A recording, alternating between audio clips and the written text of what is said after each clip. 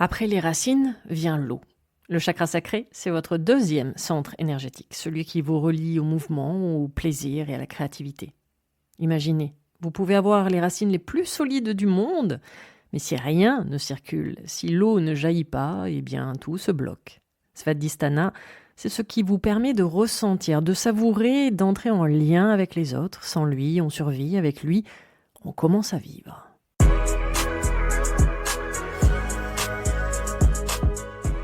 Bonjour et bienvenue sur le podcast Mise en Lumière Holistique, l'émission qui éclaire votre chemin intérieur vers le bien-être et la transformation. Je suis Véronique Thorezin, mentor spirituel et thérapeute holistique. Derrière chaque épisode se cache un peu de mon histoire, de mon parcours avec une maladie inflammatoire neurologique, une sclérose en plaques, de ma résilience, de mes découvertes et apprentissages personnels qui sont devenus aujourd'hui mon expertise en tant que thérapeute dans ce cheminement de spiritualité, de développement personnel, de guérison et surtout de connaissance de soi-même.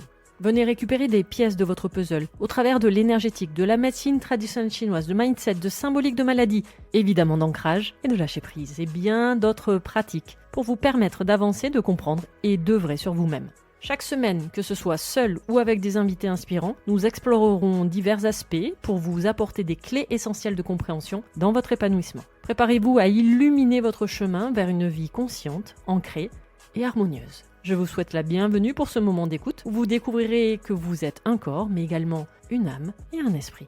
Préparez-vous à plonger dans une aventure transformative chaque semaine avec Mise en Lumière Holistique. Bonjour et bienvenue dans ce nouvel épisode de Mise en Lumière Holistique. Après avoir exploré le chakra racine, les bases de vos fondations, nous continuons notre chemin initiatique à travers les 7 centres énergétiques avec le deuxième, le chakra sacré qu'on appelle en sanskrit Svadhisthana. Il se situe à environ 4 doigts sous votre nombril dans la zone du bassin et c'est le centre de l'eau, du mouvement, oui aussi de la sexualité mais surtout de votre créativité. Là où le chakra racine disait « je suis en sécurité », le sacré va vous dire « je ressens ». Je crée, je me relie. Et c'est bien pour cela que le chakra racine et le chakra sacré sont fusionnés d'ailleurs dans le système tibétain, tellement l'un ne va pas vivre sans l'autre.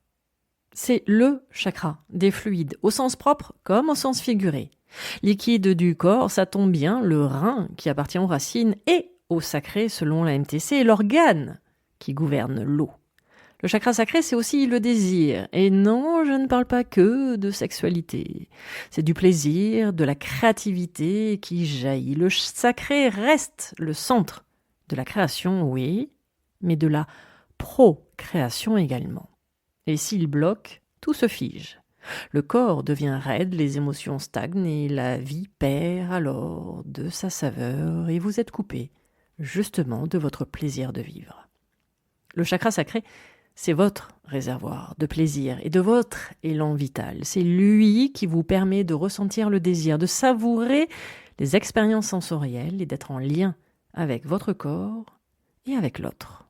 Il régit, oui, évidemment, la sexualité, mais pas seulement physique. C'est l'énergie de la pulsion de vie, ce qui vous pousse à entrer en relation, à créer, à goûter l'existence. La créativité, pas seulement artistique, ça concerne également l'invention, l'innovation. C'est donner naissance à des projets, à des idées et à créer des liens. C'est en lien justement aussi avec votre plaisir, à se lâcher prise, votre capacité de dire oui à la vie, à accueillir le mouvement au lieu de tout contrôler. Alors, quand ce chakra sacré est équilibré, c'est la fluidité. On se sent vivant, vibrant, on goûte la vie avec tous les sens. Et le chakra sacré, Svadhisthana, est avant tout le centre des sensations, des ressentis. C'est lui qui vous permet de goûter la vie à travers le corps, d'éprouver du plaisir, de ressentir du désir et d'entrer en lien sensoriel avec les autres.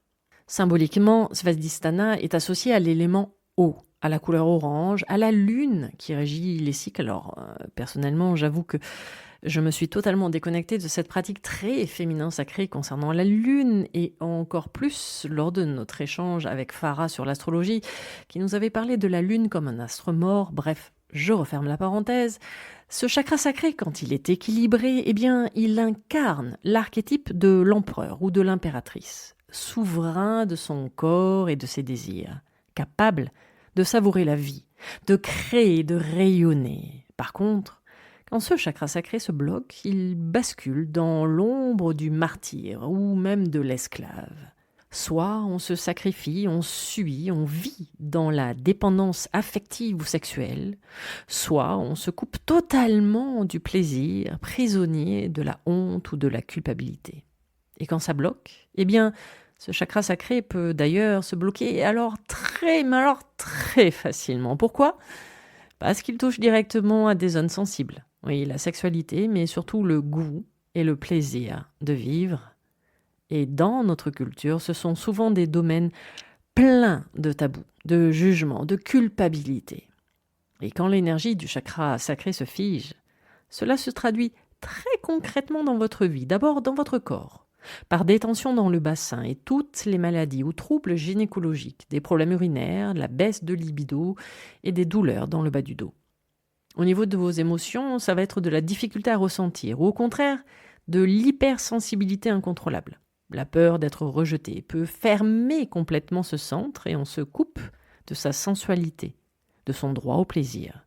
On est dans l'incapacité de s'apporter de la douceur. Alors, dans les comportements, soit on compense par des excès, dépendance au sexe, à l'alcool, à la nourriture, soit alors on vit dans la répression totale, comme anesthésié. Derrière les blocages, on retrouve souvent les blessures émotionnelles, comme la blessure de rejet. Si je montre mes désirs, je serai rejeté. Ou alors la blessure d'abandon siamoise, si je me laisse aller, je serai abandonné. Et évidemment, surtout, on retrouve cette blessure d'humiliation. Le plaisir, c'est sale. Mon corps est honteux. Je n'ai pas le droit de ressentir. Cette honte, souvent transmise par l'éducation, la religion, les tabous culturels, enferme ce chakra sacré. On apprend à contrôler, à bloquer, à se couper de ces sensations pour éviter le malaise. Mais c'est tout le corps et toute la vie qui en paient le prix. Digestion figée, sexualité difficile, créativité étouffée. Alors, un excès d'énergie dans ce chakra sacré entraîne des dépendances, de la compulsion, de l'hypersexualité, une recherche effrénée du plaisir pour combler votre vide intérieur. Un déficit amène au contraire de la froideur, de la frigidité, un dégoût de soi, un manque de créativité, une impression de ne jamais rien savourer dans sa vie. Dans les deux cas, on perd la juste fluidité, on n'est plus dans l'expérience vivante du désir et de la création, mais dans l'excès ou la coupure. La médecine traditionnelle chinoise retrouve ce même principe dans le couple rein-vessie lié à l'eau. Quand l'énergie des reins est vide, la peur domine et la vitalité sexuelle s'effondre. Quand elle circule bien, par contre, c'est la joie de vivre et la créativité qui jaillissent naturellement. Les neurosciences, elles, nous montrent autre chose d'intéressant. Le chakra sacré est en lien avec notre capacité à ressentir dans le corps et à intégrer les expériences sensorielles. Quand Svadhisthana est bloqué, c'est le système nerveux autonome qui se dérègle. Soit il se met en mode fuite, on se coupe alors des sensations, on l'anesthésie pour ne plus ressentir, soit alors, au contraire, il reste en mode excès, dans l'hyper-réactivité, le débordement et les dépendances. Le fameux nerf vague joue ici un rôle clé. C'est lui qui permet de passer du stress au relâchement, de lâcher prise et d'entrer dans le plaisir ou le lien. Quand il fonctionne bien, on peut savourer, se détendre et se laisser traverser par la vie. Que l'on parle d'énergie, de MTC, de neurosciences, le message est le même. Si l'eau ne circule pas, tout se bloque ou déborde. Le corps perd alors sa fluidité naturelle. Par contre, quand ce chakra sacré est équilibré, qu'il fonctionne bien, la vie reprend des couleurs. On retrouve le goût du plaisir simple. Savourer un repas, se laisser porter par une danse, rire, aimer. Ce chakra est directement lié à notre rapport à la nourriture. Alors le plaisir du goût, la capacité à recevoir ce que la terre nous offre, fait partie de son langage. Quand Svadhisthana est équilibré, manger n'est plus une source de conflit ou de culpabilité, mais un acte de plaisir et de gratitude. Alors évidemment, à l'inverse, les allergies alimentaires, les régimes à répétition, la difficulté à accueillir le plaisir de manger sont souvent le reflet d'un chakra déséquilibré. C'est le centre du ressenti et des sensations. On se reconnecte à son corps, on ose habiter sa sensualité sans honte, on se laisse traverser par l'énergie de vie. La sexualité elle-même devient un espace de partage et d'énergie vivante, et non plus de tension ou de culpabilité. C'est aussi, et surtout, le centre de votre créativité. Alors pas seulement artistique, mais aussi la capacité de donner naissance à quelque chose de nouveau, que ce soit un projet, une idée, une relation, et même un bébé. Symboliquement, c'est l'archétype de l'empereur, de l'impératrice, souverain de son corps et de ses désirs, capable de savourer la vie, de créer, de rayonner. Quand ce chakra sacré est équilibré, on n'a plus peur de ressentir. On accueille la fluidité du plaisir et un lien comme une énergie naturelle, sans excès, sans honte. Alors, comment nourrir et rééquilibrer ce chakra ? Bonne nouvelle, il n'y a rien de compliqué ni d'exotique. Le sacré se soigne par des gestes simples mais puissants qui redonnent au corps l'autorisation de ressentir et de savourer. Déjà, réconciliez-vous avec votre corps. Le chakra sacré aime le mouvement ondulatoire, tout ce qui ramène de la fluidité dans le bassin et dans l'eau du corps. Dansez, marchez dans l'eau. Pratiquer le yoga ou tout simplement bouger les hanches permet de délier cette zone. Chaque mouvement dit à votre inconscient « j'ai le droit d'habiter mon corps ». Osez le plaisir simple, un repas savouré, une douche chaude, un câlin, un rire partagé. Ces petits instants redonnent à Svadhisthana le droit de dire « oui » à la vie. Et souvenez-vous, un chakra sacré équilibré se reconnaît à la capacité de goûter la vie sans excès et sans culpabilité. Travaillez également le lien. Le sacré, c'est le chakra de la relation. Alors prenez le temps pour des échanges vrais, nourrissants, où vous pouvez être pleinement vous-même. La tendresse, la proximité, la confiance sont son carburant. À chaque fois que vous osez vous relier sans masque, ce chakra se renforce. Utilisez ces symboles, le orange, la cornaline, la pierre de lune, les huiles essentielles comme l'ilang-ilang ou l'orange douce. Ce sont des rappels sensoriels, ils envoient un message direct à votre inconscient. Ressens, ouvre-toi et accueille. Apprivoisez évidemment vos blessures. Reconnaissez la honte, la peur d'être rejeté ou abandonné. Oui, elles sont là, mais elles ne sont pas vous. Et plus vous assumez vos besoins, qu'il s'agisse d'amour, de toucher, de plaisir, de créativité, et bien plus l'énergie circule librement. Le secret, c'est de redonner au corps l'autorisation de ressentir. Et chaque fois que vous bougez, savourez, riez, aimez, vous nourrissez votre chakra sacré. Le chakra sacré, c'est votre droit au plaisir, à la fluidité et à votre créativité.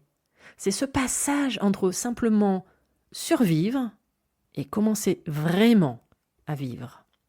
Quand il se bloque, tout devient sec, figé ou débordant.